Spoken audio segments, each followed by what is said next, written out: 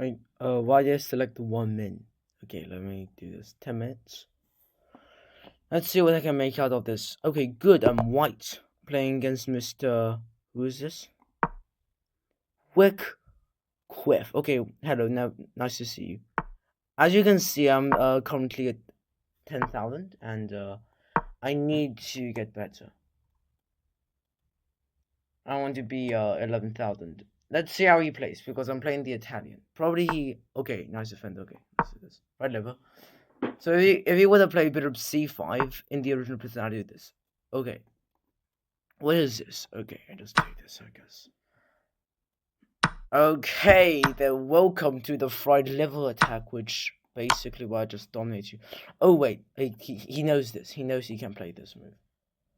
But why is he waiting? Like, I mean, play this move. Okay, he's probably gonna do this now.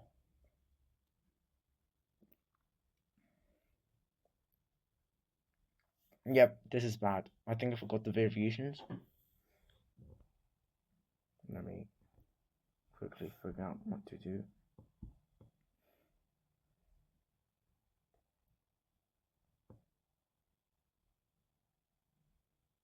He's taking his time. Like, okay, well.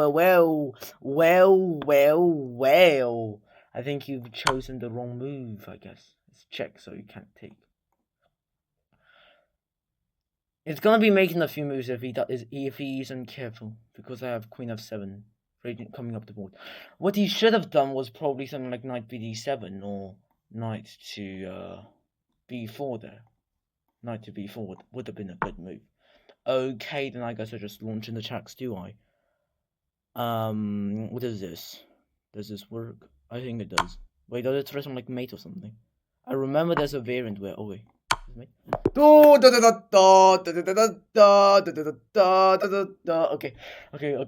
Look at this. I just basically told me, let's look at the game review. I swear, I get like 100% accuracy. 100%. Okay. Well, yes. Oh, finally, they appreciated my talency. Look at this, my talent. I mean, not talency. Wait, that... oh yeah, because this is a bread move. You sacrifice your... What is it? You sacrifice your knight, a stunning move. Like, this is bad. Like, the best move would be something like this. Knight b4 is best. Good. Let me go back to game review. So this actually was a mistake. Like, lots of people played this. This was the best move. Yeah. You should have played something like this. This was definitely the best move, but I guess... And by the way, this blunders the whole game. Like, so never get excited. And also this. So I would like to now teach you the opening which I played. I've not really prepared this. It's the fried liver, and I think lots of you know the fried liver and hate it. Well, now it's when black plays knight f6. If black plays... Let's see the common options. So it looks that bishop c4 is the most common move. Sorry, bishop c5 is... Knight f6 being in second place. So if you want ever repertoire for bishop c5, my max range attack ready for you. It is on my channel. I will be making a better version very soon. But check out this link above you if you are interested. Knight f6. It is a book move. We're still at the book level stage. This is the 2 nice defense. It's played very oftenly. This knight is looking at this pawn, thinking it's very hungry. Now the best moves, I'll play the move first, but the common moves are this, d3. It's a book. And just by looking at it here, d4 is also played quite often. I think there's some gambits. No, it's a book move. Knight c3 is not really that good, because this happens and you get to just sack a knight and get forked, and that's probably your only option, and you just lose a bunch of space with a very awkward bishop and the knight pointing. But this knight does apply pressure, but this bishop is bad, and the evaluation just goes back to like black will just develop. So instead of doing this and d4, which come probably sometimes to risks, this is like the max range attack. d3 is very passive, but instead I have you knight g5 is the fright lever, but it's also called the knight attack. Black has a few options, but most of them are bad. This is the best, definitely d5. Bishop to c5 is also, it's called the Traxler, but I personally don't think the Traxler is the best move. And there's other stuff we can look at, like rook g8 or queen e7, which also blunders. Knight takes e5 is an interesting play, but if you play h6, you just basically blunder the whole game, because it's just defend. It's just basically a fork. If you don't know what a fork is, when you attack two pieces at once or create two threats at once. Now the two threats here is I'm gonna take the queen, I'm gonna take the rook. So the queen being the most valuable piece must move, and I just take the rook for free. And then basically in chess, if you lose a piece, then you lose the game technically at the high level. Knight takes e4 is interesting because what it does is that if you want to play this, then I have queen h4, and you have to do this. And I don't even care if you do this, because it's basically mate in one. So of course this is a queen h4 is a great move classified. Knight takes e4, so knight takes that doesn't work. What I take was a bishop, that's the best move, obviously. King e7, and then I do some weirdly absurd, very low stroke d4. Sorry.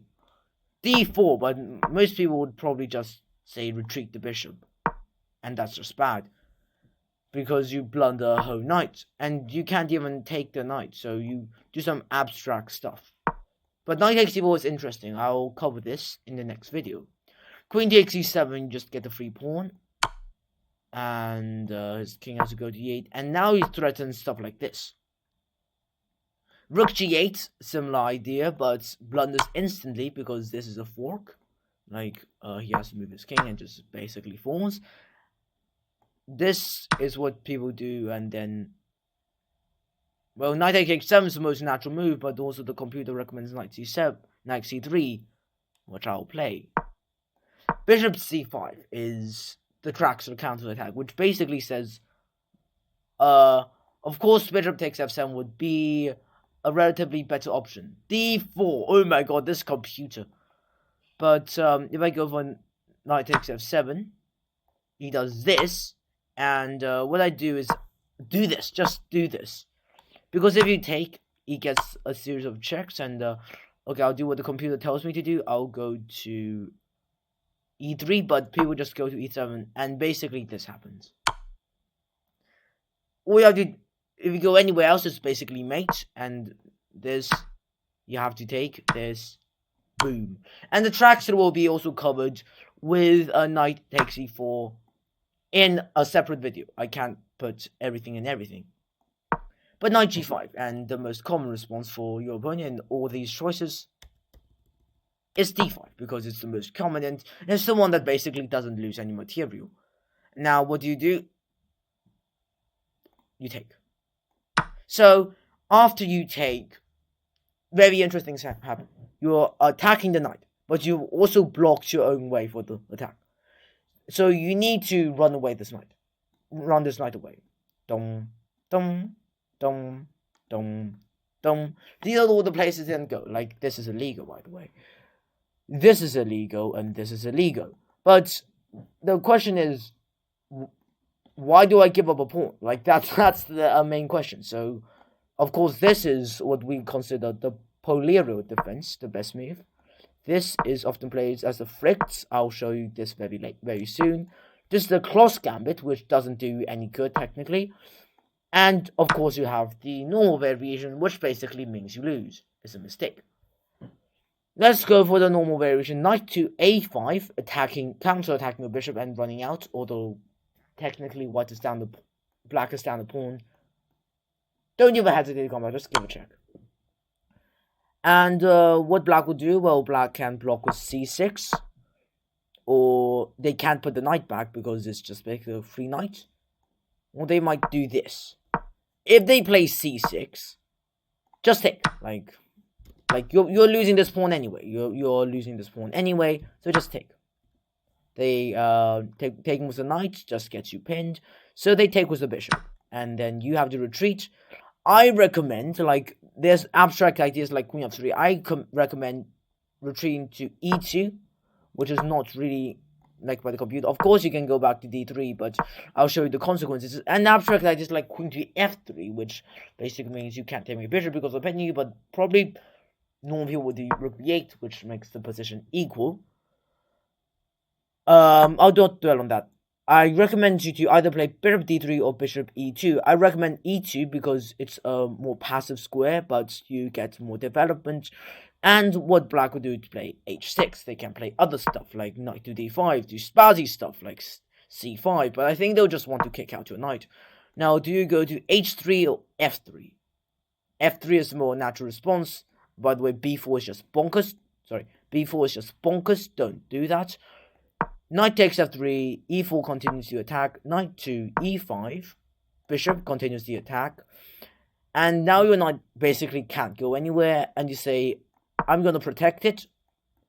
Bishop takes, and you trade off the queens, and black sets a spazzy en passant, and you recapture with the knight, or you just basically lose. Both sides castle. White has ideas of getting the rook out, but what black can do is either play something like queen c7, which can be avoided by g3, or I like h3. Or black can go for ideas such as c5, bringing the knight back, although sometimes they will also bring the knight forward. This is the most natural response. Now let me tell you why bishop d3 is worse, because after h3, you have to go to e4. Like, it's better because the computer suggests knight takes e4, bishop takes e4, stuff like bishop b6, and you're... Look how lacking you are in development. You need to catch up. Sorry, that's not the square. You need to catch up with one bishop. But bishop d3, what lots of people do, say, they attack knight, I move knight, and basically blunder the game on the spot. Because it's protected. And you say, I can do this? Actually, a very simple move like queen e7 or f5 just solves the problem. I play queen e7 because it's the better move. So that's why I recommend playing bishop e2. The computer doesn't really like it. I don't care. But bishop d3 is also fine if you want to. Just remember, put the knight on e4, not. And then not f3. And lots of people have this question, like, in the main line, why can't I just put it on e4? The question is... Yeah. So where was I? Yes. Back to the main variants. What black can do, instead of blocking with c6, is playing bishop to d7, which makes people think I should take, right? Wrong, because now there's a better move, queen to e2, developing your queen, making this like look more and more awkward. Now it can move to any of the squares available, and now just basically the bishops have a staring context, and it's not really that bad as you think. Like, and now you basically develop. I like this. Don't take the bishop. Sometimes they will take. Remember to take with the queen, and you threaten a bunch of stuff.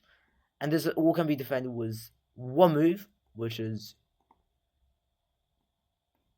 not this c6, because c6, the queen also guards this. This guards this. So takes, and you basically take your queen to e5, and you're just getting winning position. Like bishop d7, like people don't want that because it's very easy to get this e7 pawn for the queen, and that's why people don't take. So they probably would do something like castles, and let the bishop just have a good time there, and then they can play something like c6, right? Castles, c6. Like, or taking are possible. You can take either ways. Back to e takes e5. Now, we talked about knight b4, which is basically an gambit, which I don't think most of your opponents would play. Knight to d4, however, is a threat you need to consider. The best move is c3, but if you ever get tempted to play d6, they can just take with the queen. Now you have to castle. Now you basically have to either play d3 or castles. I will castle here because it's the more natural move. And yeah, you get hit like bishop g4 and a bunch of counterplay, but it's safer. What happens when queen takes e6 happens? Both people get greedy and do this. Oh, actually, bishop takes f7 is also an option. Like, sorry, that's illegal. Bishop takes f7 is an option, which lots of people can consider. Knight takes f7 straight out bad. And let me tell you why. Because you come to queen to c6. 1, you threaten the bishop. 2, it's a hidden threat. You threaten this. And it says queen c6 is a great move, I agree, because what people think most is that if I go here, they're just gonna take me, I take backwards whatever, and now they get my this. And I'm down material, right? I'm down 2 points of material. So what I'll do is that after this, I'll just take the rook and wait for them to like take me, right? Then I'm basically fine, but black goes for this. Like instead of grabbing this, which still gives black quite a good advantage, they grab g2 and it's 1, 2, huge threat, 3, coming back to e4. And now you are very not want to do. So basically you have 1, do this is more natural, or do the abstract idea of doing this and giving up your rook, which basically means I surrender, we're equal in material, but king safety, you look at king safety. But again, rook f1 is more common, and then you just get your queen back, don't worry about the pawn, get your queen back to check. If queen takes e2, you just basically win the whole queen with the knight, and if they do this, it's checkmate. That's why you have to worry about the Fritz, but don't worry, we will also have a part of the video dedicated to it, which you are currently listening to now. The Fritz can be easily dealt with if you play c3. And c3, they have to play b5. You do this trade, or you can go back to f1 if you want, but I recommend doing the trade, getting another pawn. But they'll grab this pawn, queen to h5, grabbing, getting out space, queen to e7, but both sides can castle actually, and then they drive your knight out. You do a bunch of bold stuff, like you can even play d4 at this point, like, because they can't take your knight, they can't take your knight. But c3 is generally the better option, and then b5 just take. But now we've done knight a5, knight d4, and slightly wilder variants. Now knight takes c5 is the more common way of playing sack. It's a brilliant move, sacrifice the knight. Like, it's the brilliant move. It's probably the only brilliant move you can have see here. The king has to take, like, you're forking. And the queen comes to f3. Now I have 2 options. 1, protect, or run your king somewhere, or block. You can't block this because of this. Sorry, arrow drawing skills. So let's say if he does the best move, king to e6, then you do knight to c3. Don't worry, they're pinned, they cannot take. It's a great move, by the way. The best move is to play knight to b4, where you basically say, I don't care, I castle, let them grab the free pawn, and then yeah, you just take. But people won't grab the free pawn. They'll say, I'm just gonna further protect it before I grab the free pawn. Now you just play d4. If they take, you open up a bunch of stuff. So they play something like queen f6, and you just casually have the king safety advantage. But again, if they ever dare take you, just remember that they think they're taking with tempo, but just do this, and yeah, they just basically lose. They basically just lose. You can just take all these stuff. Knight takes e5. I mean, it's catastrophic. Like, if they can't insist on trading, just basically lose, I guess. Yeah. They have 2 points of material, but king safety. Oh my god, king safety. Now your bishop comes out. Now, if the king gets go anywhere, it gets mated, you can see this very long line. But basically, they don't want to get greedy and take. Lots of beginners like to take, but the fried liver is like this. Another option from, sorry, not this. This is knight to e7, and it's the only knight to e7, that's why it's knight to e7, but you just do d4, and it's the same idea. Another idea for black is to do this, which we saw in the game. Always take with the bishop. Taking with the queen is good, but you just basically get the knight back, and then yeah, and they have to like flee somewhere. If they did what they did in the game, which basically leads to mate in 2, never get your queen back and just do this. It's very simple. But again, if you ever in doubt, just come back to this video and you can obviously rewatch it. YouTube is free. And yeah, learn more of these variants.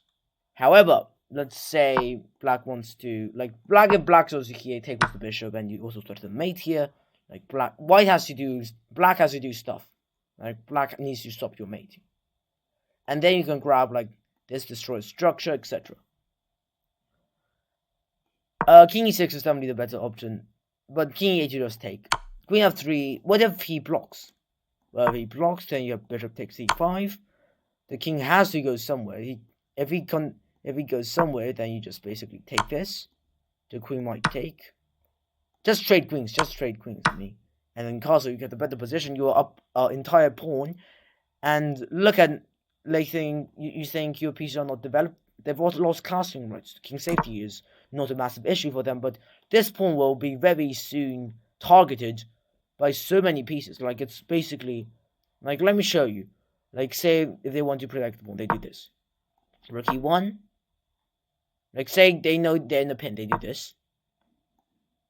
I just think going d4 here. Oh, actually no, because sorry, not d4. Oh god. Like doing something slow like d3 here. Like, basically they just can't save this pawn. Like, it comes up slowly, but they can't save this pawn. It's very quickly. They had to march the whole king up, but then by that time you would have like gotten your knight out. Like, yeah, that pawn is very hard to defend. Queen f6 is bad, so always take with the bishop. Now we get to the final variant, the dumb variant, where your opponent decides to blunder and now take with the queen for special effects, and then you get the very nice feeling of checkmating your opponent with a bishop. Well, I hope you enjoyed the video. Thank you for listening.